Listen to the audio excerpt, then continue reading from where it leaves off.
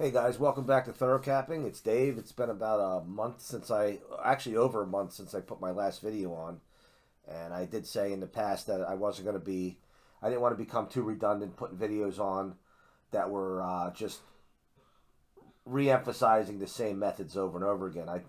I did say that I would go and anytime I would tweak methods or have a different idea on how to use the thorough capping or the pace progression, that I would put a video. And that's what I'm here for tonight.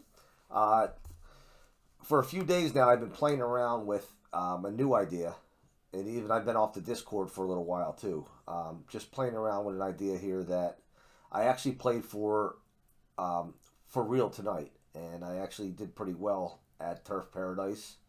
The payouts were decent, okay, to say the least. I did hit a nice pick three that had a $45 winner in there, and I'm just going to show you how what I've done lately to tweak the method of the pace progression. So, excuse me, those of you who are not familiar with the pace progression method, you're going to have to go back and either backtrack or you know if you have the tutorial, then you probably have an understanding of what we're doing here pace progression wise. But here the difference now. Before we were going on the PP generator, our options were set for fractions of this particular horse. I apologize if it's hard to see. With the PP generator, this is the largest I can make the size. It doesn't have like a zoom in and zoom out, so hopefully this is pretty clear to you. But with the options, we still keep the fractions as the horse's fractions. Okay, but the difference is we're not using incremental times for each fraction, or I'm sorry, each call. Instead, we're just using the regular times of this particular horse at each call, okay? So these fractions here still reflect this particular horse right here, and not the raw times of the leader that was in the lead at those calls. Now, with that said, here's what I'm doing. Right now, I'm just using a single pace line. One race per horse. And for the top line, I'm doing pretty much the same. I'm starting out with, if it's a sprint race, and I'll give you a demonstration on a sprint race and on a route race. On a sprint race, and I'm not worried about what today's distance is right now and what distance I'm looking at. But what I'm going to do here is I'm going to go and, in the first box up here, I'm going to actually use this 6.5 furlong race because it's a little closer to 7 furlongs instead of this 6 furlong here. But I'm going to use my normal 22 as 100. So a 23 and 1 would be 6 ticks off. That'd be a 94. Now in the box below, what I'm doing is the corresponding call, or yeah, the corresponding pace number for that would be an 83, the E1. So I would put an 83 under here. So this horse would get a 94, 83. Where before I was just using simply the raw incremental times for, in this case, this was a double pace grid, a double pace line grid. I would be using 2 races, and all I would be putting in would be the raw incremental times. This allows us now to take into account the variant that day. All right, as you notice, there's a difference here. There's an 11-point difference between that raw rating opposed to the Brisnet pace rating for that particular portion of the race. Now we move on to here, and this is something else I'm doing differently too. The E2 in Brisnet takes in, for a sprint race, takes into account the start of the race, which would be 0, all the way to the second call. It's not just 23 and 2 to 47 2. It's not the first call to the second call. It's the start of the race to the second call. So that's the reason why I'm not using incremental times anymore. I'm using the actual halftime in this case. So that would be, for a sprint, I use a 44 as the standard for 100. This would be 3 2/5 seconds off of there. So if you're educated on the whole adjusting to ratings that we've been doing, a 47 and 2 off of 44 would be 15, 16, 17 from 100. That'd be an 83. So his second call, or the turn rating, would be at 83, and then I would use the E2, which is a 74, underneath. Okay, again, you see the discrepancy there between the two.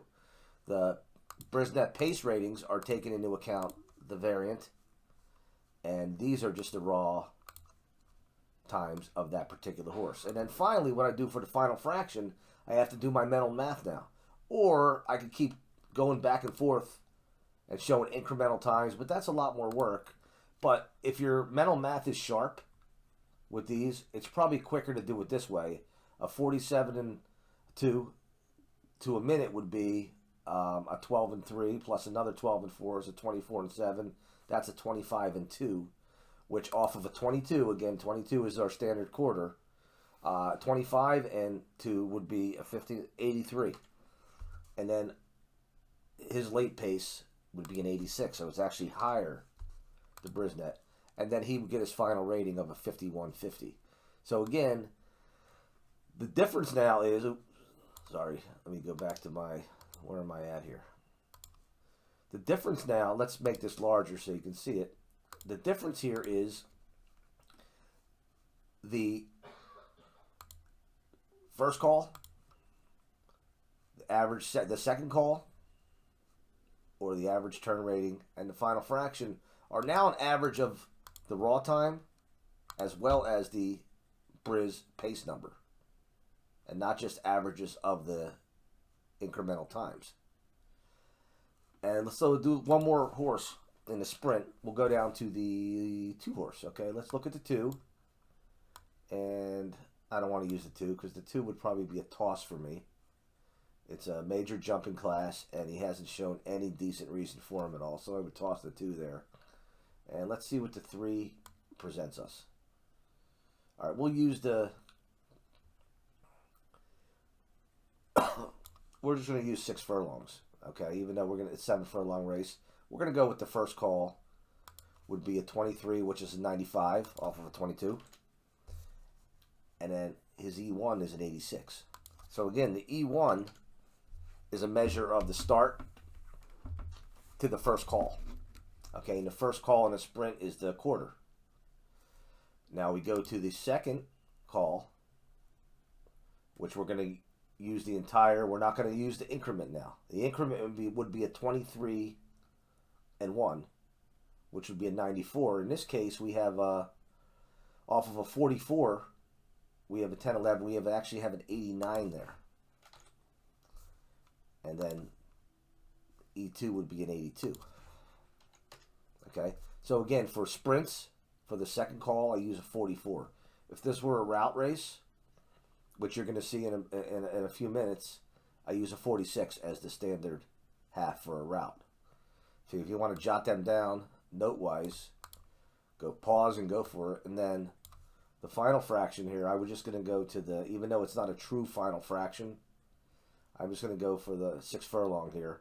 We're going to go 13 and 4 plus another, that'd be a 25 and a 5, which is a 26, which is an 80 off of a 22. That's 4 seconds. And he'd have a 67 late pace. Now just keep in mind the fact that we have these horses fractions set rather than the leaders, we don't have to worry about calculating lengths behind, lengths gained, and lengths lost from call to call when we're doing these fractions. Okay, so if you have any questions on it, I put these in the wrong category here.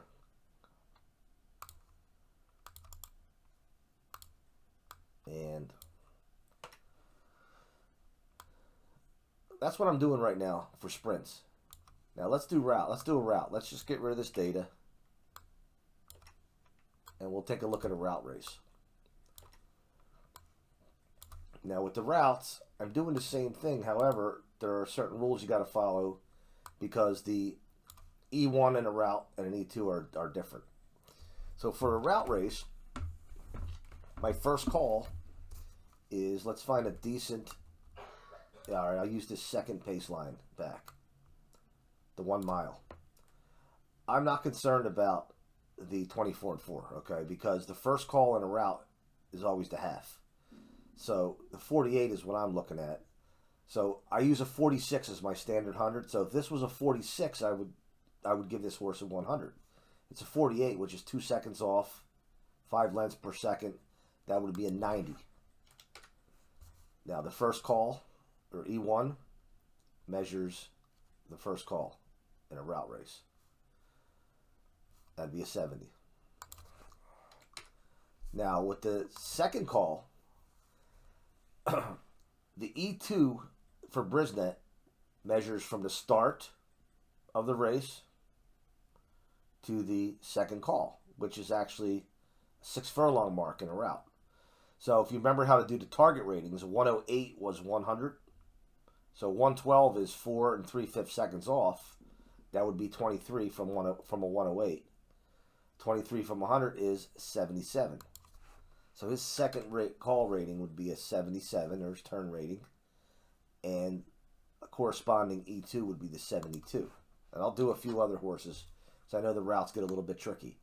And then simply for the final fraction, we're just going to go and do their mental math. And we're going to go and say 26.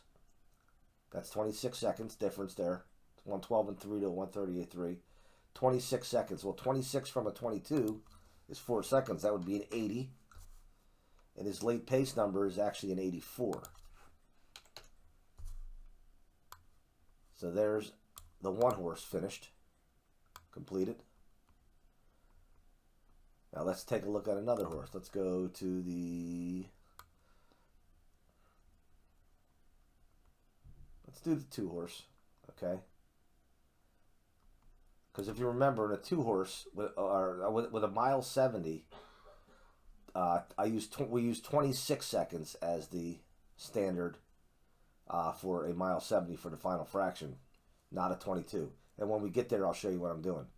Okay, so we have a 49.2 for the first call, which off of 46 is 15, 16, 17. That would be an 83. His E1 rating is actually a 63. Now we go to the second call, which we're going all the way to here. Off of a 108, a 112.4 would be a 24. That's a 76. And then a 65 for the Bris pace number. And then finally, we do our mental math. This here is a 29, 28, and 1, right? 28 and 1. From a 112.4 to 141. That's a 28 and 1. So off of a 26. 26 is the standard for mile 70 for that final fraction. So a 28 and 1 would be 2 1/5. That's 5, 10, 11. He'd have an 89 final fraction rating, and he gets an 81 Bris late pace rating underneath. So if I could hear you guys and I asked, do you want me to do one more? Something tells me you'd say yes. So I'm going to do one more horse. Let's find just a simple mile. Here's a horse that was on the lead the whole race. We'll just do this one. This is the 4 horse, so we'll use the 4 slot. So again, with the route, we forget about the quarter. Jump right to the half, because that's the first call. We have off of a 46, a 47, and 4 would be a 5, 6, 7, 8, 9. That'd be a 91. And his E1 was a 72. Okay. Now we use the 112 and 2, which off of a 108. That's 4 2/5 seconds. That's 22. That's a 78. And his E2 is actually a 74. Then we swing all the way over here to the final fraction. The final fraction is 25 and 3. There's a difference between there. So that'd be a 15, 16, 17, 18, 82 if you're using 22 as your standard. And his LP was an 89. Now, what I'm going to do is I'm just going to show you real quick. If we were looking at incremental times, we came out to a 25 and 3 difference here.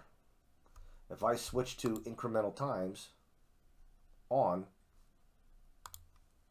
and I go to that 4 horse, in that race, as you see, we have a 25 and 3. Okay, so that's where we're getting that 25 and 3 from. But instead of switching back and forth, and if you have to switch, you switch. You do all of these first 2 calls, and then switch over to the incremental time so that you can get your final fraction without having to do your mental math. It's up to you how you want to do it. Okay? But there's the route. And I don't want to make this video much longer. Please ask questions. Throw your questions in your comments. If you're in the Discord and you're watching this, throw it in the Discord. And if you're interested in the pace progression model tutorial, I have a link down below that you can click and download the tutorial. All right? That's all I got for you. All right, thanks for tuning in, and I will see you soon.